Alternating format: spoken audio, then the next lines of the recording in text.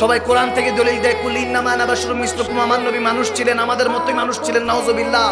আবার এই কোরআন থেকে আমরাও দলিল দেই কাদ জাআকুম মিনাল্লাহি নূরুন ওয়া কিতাবুম মুবিন, আমার নবী নূর ছিলেন, হুজুর নূর ছিলেন, আল্লাহর নূর, সুবহানাল্লাহ।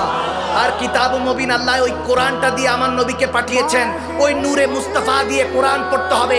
আলো ছাড়া জ্ঞান অর্জন হয় না, নূর মানে লাইট, লাইট মানে আলো, আলো দিয়ে পড়তে হবে।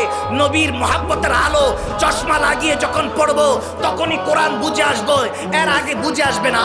জিজ্ঞেস করলাম আল্লাহ তুমি বলতেছো ইন্নাল্লাযীনা ইউবাইউনাকা ইন্নামা ইউবাইউনাল্লাহ ইয়াদুল্লাহ ফাওকা আইদিহিম, ইয়াদুল্লাহ ফাওকা আইদিহিম। আল্লাহ তুমি বলতেছো যারা কোরআন পড়ে, কোরআন বুঝে, তারা আমার নবীর হাতে যাতে হাত দিয়ে দেয়, বায়াত হয়ে গোলাম হয়ে যায়, নবীর আতিউল্লাহ আতিউর রাসূল, নবীর ইতাআত করে। বললাম আল্লাহ তোমার নবীর ইতাআতের মধ্যে তুমি বললে ইয়াদুল্লাহ ফাওকা আইদিহিম, তুমি বলতেছো আমি ওই বান্দাকে হাত দিয়ে দুনিয়াদারির মধ্যে ইহকাল পরকাল প্রোটেক্ট করি, সুবহানাল্লাহ।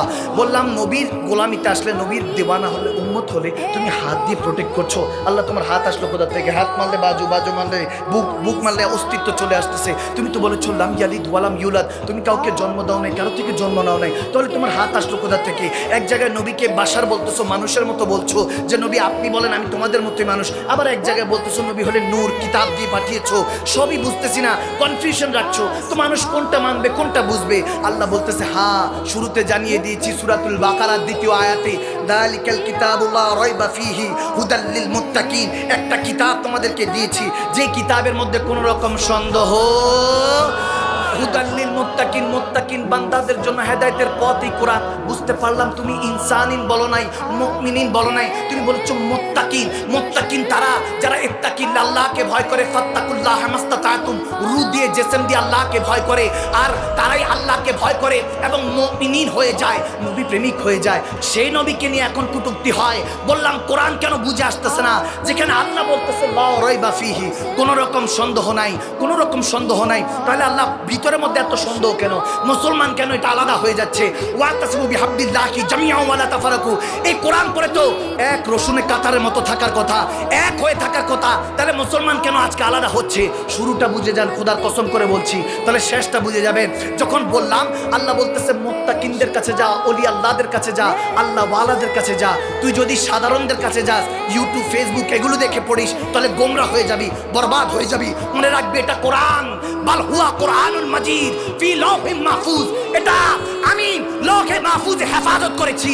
যখন বললাম আল্লাহ কোরআন তো বুঝতে আমি ওলি আল্লাহদের কাছে যেতে হবে, তখন সৈয়দনা আব্দুল কাদের জিলানির কাছে গেলাম, খাজা মাইনুদ্দিন চিশতির কাছে গেলাম, শাহজাল ইয়ামানি, শাপন ইয়ামানি, আবেদ শাল মাদানি, ওলি আল্লাহদের কাছে যেতে লাগলাম। বললাম আপনারাই বলেন, কোরআন আপনাদের কাছে বুঝতে বলেছে, কোরআন পড়ে মুমিন হতে চাই, জানি ক্ষণস্থায়ী দুনিয়া, বেশি দিন সুখ তালাশ করে লাভ নাই, এটা চিরস্থায়ী, তালাক দিয়ে চলে যেতে হবে, আপনারা শিখান। তখন তেনারা শিখাতে লাগলেন, হ্যাঁ আগে দালিকাল কিতাব বুঝো, এই কিতাবের কথা বলা হয়েছে। বললাম হ্যাঁ এটাই তো সেই কোরআনের কথা। বলে না না, গভীর খেয়াল দাও। তখন বললাম দালিকাল কিতাব, হ্যাঁ বুঝলাম তো এটা কিতাব তো। বলে এটা নিয়ে আবার গবেষণা করো। গবেষণা করতে লাগলাম, বেশ হয়তো বা শায়েখের তরিকত শিখিয়ে দিয়ে গেলেন। যখন গবেষণা করতে করতে লাগলাম, যখন কোরআন আমার নবী বলতেছেন জুবান দিয়ে, আর সেই ইলাহির মালিক লৌহে মাহফুজ থেকে যখন কোরআন দুনিয়াতে পাঠাচ্ছেন, পাহাড় বলে আমার উপর নাজিল করুন আল্লাহ, জ্বলে যাব। নদী বলে না, সাগর বলে না, সাত আসমান সাত জমি না না করতে লাগলো, সব না না করছে। তখন আমার নবী বলে আল্লাহ যদি তোমার কোরআন অবতীর্ণ হওয়ার সাথে এই কোরআন এত নুরানি, এটা তাজাল্লি যদি বরদাস্ত বান্দা না করতে পারে, তোমার সৃষ্টি না করতে পারে, আমি নবীর সিনাতে রাখো, তোমার প্রেমে আমি জ্বলে পুড়ে ছাই হতে চাই। আল্লাহ তখন আমার নবীকে সিলেক্ট করলেন, বলে হাবিব আপনার সিনার মধ্যে নাজিল করতে লাগলাম ইকরা বিসমি রাব্বিকাল্লাযী, আল্লাহ শেষ চিঠি, শেষ বার্তা, এরপরে আর আল্লাহর চিঠি আসবে না, একের পরে আর আল্লাহর কোনো কথা আসবে না। শেষ কথা আল্লাহ আমার সাথে বান্দার সাথে বলার জন্য পাঠিয়ে দিলেন। কত কিতাব আসতো, তাওরাত জাবুর ইনজিল পর্যন্ত 104 খানা, শেষটা পাঠিয়ে দিলেন আল্লাহ। সময় যখন শেষ, তখন আমার নবী বলতেছে আল্লাহ শ্রেষ্ঠ কিতাবটা আমার কাছেই পাঠাও, আমি উম্মতকে পড়াবো। আমার বিশ্বাস উম্মতরা আবার ফিরে আসবে ইনশাআল্লাহ। তোমার কাছে আলাস্তু বিরাব্বিকুম ক্বালু বালা বলে এসেছে, আমার হয়ে থাকবে, ওয়াদা করছে আমার মুস্তাফা। আল্লাহ তোমার বান্দাকে তোমার কাছে ফিরিয়ে নিয়ে যাব। যখন এই কোরআন অবতীর্ণ হতে লাগলো, সাহাবারা শুনছে নবীর জুবান দিয়ে বের হচ্ছে, বলে ইয়া রাসূলুল্লাহ এটা কি বলছেন? তখন আমার নবী বলতেছে এটা কোরআন, কালামুল্লাহ, আল্লাহর কালাম। তখন চিন্তা করলাম সাহাবারা তো আরবিতেই কথা বলতেন, বাংলা ইংলিশে তো আর কথা বলতেন না, আরবি কোরআন তো কোরআন বুঝার কথা। তারপরেও সাহাবারা জিজ্ঞেস করছেন, আদব দেখেন, আদিনিকুল্লাহ আদব, আদব রাখছেন। ইয়া রাসূলুল্লাহ এটা কি? তখন বলে এটা আল্লাহর কালামুল্লাহ, আল্লাহর কালাম। তখন বলছে হ্যাঁ হ্যাঁ ইয়া রাসূলুল্লাহ সাদাকতা, আপনি যেটা বলেছেন সত্যি বলেছেন। আমার নবী বলে দিয়েছেন কুল হুয়াল্লাহু আহাদ, মেনে নাও আল্লাহ এক। তেনারাও বলেছেন হ্যাঁ আল্লাহ এক, দেখে নাই মেনে নিয়েছে। কেউ একজন দৌড়ায় এসে বলতেছে, এ আবু বকর সিদ্দিক, এই রজব মাহিনাতে বলে, এ আবু বকর সিদ্দিক, কাফেরা বলতেছে তোমার নবী মসজিদে নববীতে বলতেছে তিনি নাকি 27 বছর আওয়াদানা কাবা কাউসেন লা মাকানে আল্লাহর সাথে নাকি দেখা করে আসছে। তখন সিদ্দিক আকবর বলছে তুমি মিথ্যা বলছো, কারণ কথাটা আজব ছিল, একদম একদিনে 27 বছর কাটানো সম্ভব না, আজব ছিল। বলতেছে মনে হয় আমার নবীর উপর তহমত দিচ্ছে কাফেররা। বলে তুমি মিথ্যা বলছো? বলে বিশ্বাস না হলে মসজিদে নববীতে যাও, এখনো তোমাদের নবী সাহাবাদেরকে যে এই কথাই বলতেছেন। তখন সিদ্দিক আকবর মুচকি হাসি দিয়ে বলতেছে যদি নবীজি এখনো বলে থাকে তাহলে সাদাক্তা, আমার নবী সত্যই বলছে, সত্যই বলছে। কাফের বলতেছে কি বলেন, আপনি তো এখনো জানো নাই, আপনি তো এখনো শুনেন নাই, আমার জুবান দিয়ে শোনার পরে আপনি মেনে নিলেন? বলে হ্যাঁ, তুমি এই কথা শুনে অবাক হচ্ছ যে এটা মেনে নিয়েছি। নবী 27 বছর কাটিয়ে এসেছে, আমরা তো সেই এক আল্লাহকে মেনে নিয়েছি যাকে দেখি নাই। এর চেয়ে বড় আজব কাহিনী কি হতে পারে?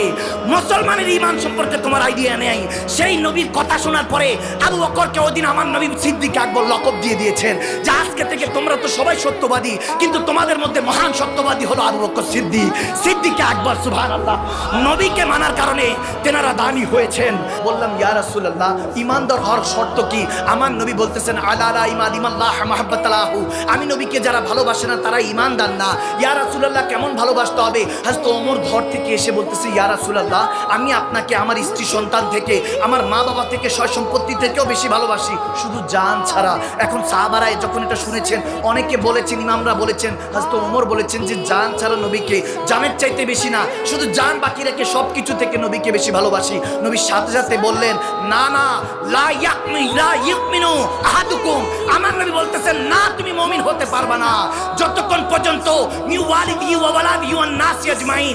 দেখেন হযরত ওমর বলতে পারতেন ইয়া রাসূলুল্লাহ আমার জান থেকেও বেশি ভালোবাসি, কিন্তু না, তেনারা সত্যবাদী ছিলেন, সত্য কথা বলেছেন। জানেন যে জান অনেক দামি, এটা কেউ দিতে পারে না, এটা কেউ কোরবান করতে পারে না, এই জন্য সত্যবাদী জুবান দিয়ে সত্য কথাই বের হয়েছে। এই জন্য তো নবী আল্লাহর হুকুম অনুযায়ী তেনাকে ফারুক আজম বলেছেন, সত্য মিথ্যার পার্থক্যকারী। সুবহানাল্লাহ।